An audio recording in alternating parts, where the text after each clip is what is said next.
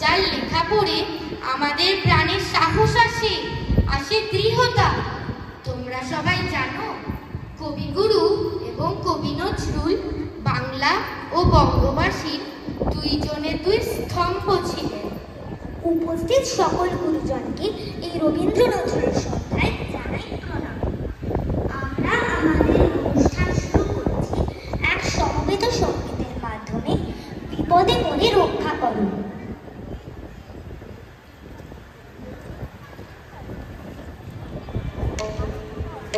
আচ্ছা, আমি কি মনিটরে কিছু পাচ্ছি না?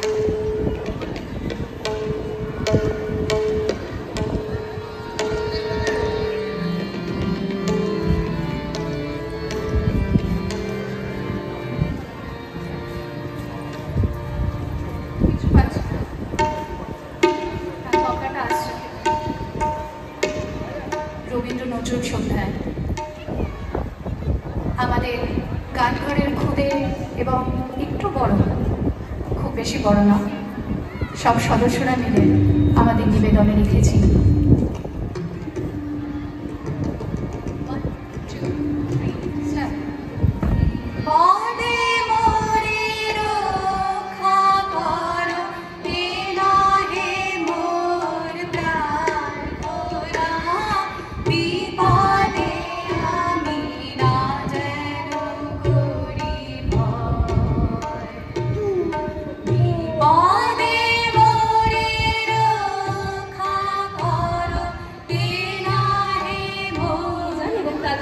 কবিতাটি শোনেন।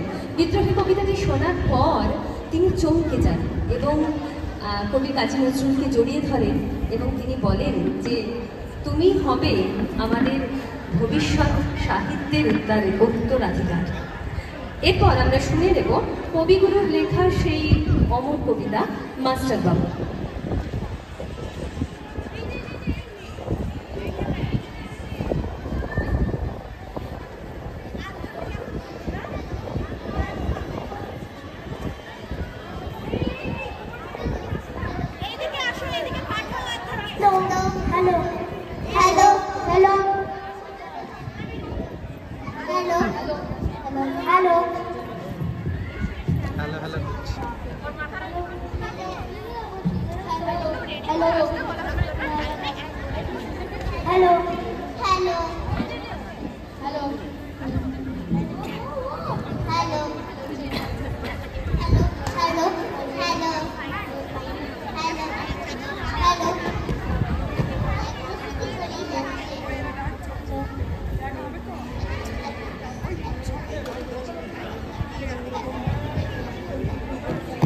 তৈরি থাকবে নৃত্য পরিবেশনায় লিচু চোর, তার চল চল চল এবং আকাশ সময় প্রোগ্রাম।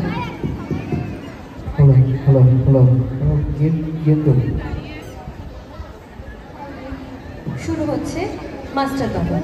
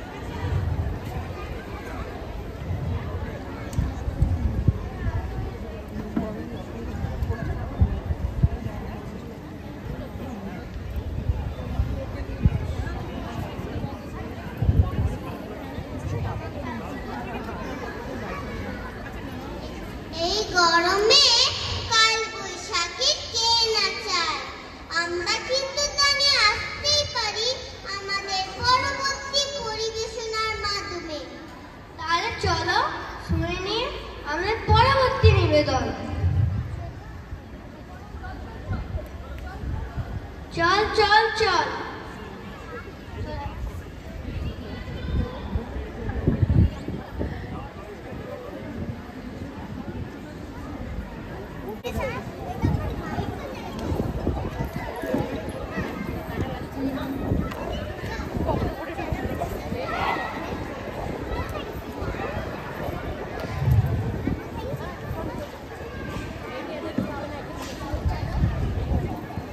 আমাদের এই অনুষ্ঠান কেমন লাগছে বলো তো তোমাদের? নিশ্চয়ই খুব ভালো। সকলে আমাদের সঙ্গে শেষ পর্যন্ত থাকবে, কিন্তু চলে যাও না প্লিজ। আর তোমাদের যদি গরমে কষ্ট হয় তাহলে জল খেয়ে নাও, তারপর আমাদের কাছে আবার ফিরে এসো কিন্তু, কেমন? চলো এবার দেখে নি আমাদের পরবর্তী পরিবেশনা। কাজী নজরুল ইসলাম। বাবুদের তাল পুকুরে, হাবুদের ডাল পুকুরে সে কি বাস করলে কারা? বলি থাম একটু দাঁড়া। পুকুরের ওই কাছে না লিচুর এক গাছ আছে না, ওটা না কাটতে গিয়ে যা বড় কাটতে নিয়ে গাছে যেই চড়েছি ছোট এক ডাল ধরেছি। ও বাবা হঠাৎ করে পড়েছি হঠাৎ করে বই মালিক ধারে সে ছিল গাছের আড়ে। বেটা ভাই বড় নচ্ছার ডুমাডুম গোটা দুচার দিলে খুব কিলো খুশি, একদম জোরসে খুশি।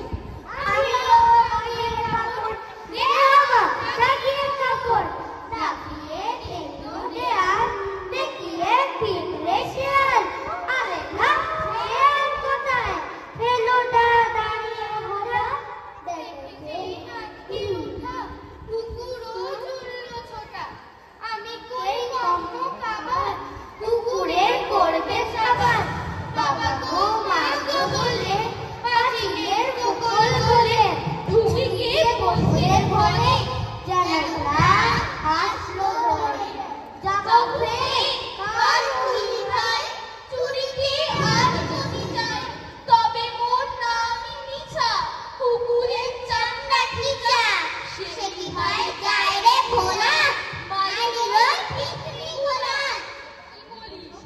কি বলিস?